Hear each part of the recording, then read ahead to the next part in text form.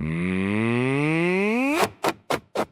Genghis Khan walked in, cracked screen in his hand, slid a tablet at me, thought it was a peace demand. I have burned down cities smaller than this shop, but the man behind the counter told me I could not go to the top.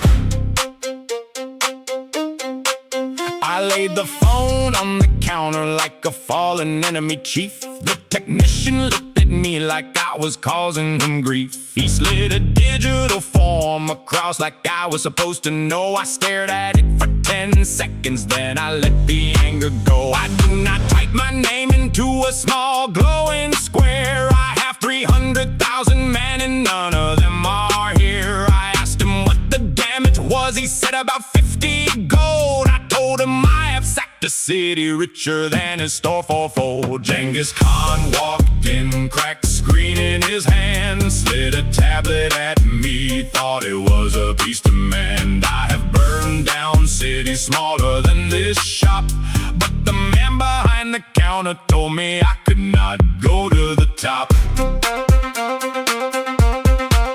He showed me a wall of plastic shields all sealed in clear, told me pick a screen protector and I said do you fear? I tested every single one between my finger and my thumb. The thinnest barely held together, the whole display was dumb. He handed me a Q-slip printed 32 in red. I read the number on the board, it said we were at 9 instead. I sat down in a plastic chair, it wobbled on one side. This was the longest siege I'd faced in all my years alive. Genghis Khan walked in, cracked screen in his hand, slid a tablet at me, thought it was a peace demand. I have burned down cities smaller than this shop, but the man behind the counter told me I could not go to the top. The number climbed to 17 and then it stopped for good. I walked back to the counter like I knew a general should. I placed both hands flat down and said, look me in the eye. He did not even flinch. He said, your phone needs more time to dry. The screen adhesive said, and takes a full hour. He said, I have never in my 40 years been told to wait. Instead, I paced the entire shop 3 times, 12 feet by 8. 300 kingdoms bowed to me, and now I bowed away. Genghis Khan walked in, cracked screen in his hand, slid a tablet at me, thought it was a peace demand. I have burned down cities smaller than this shop,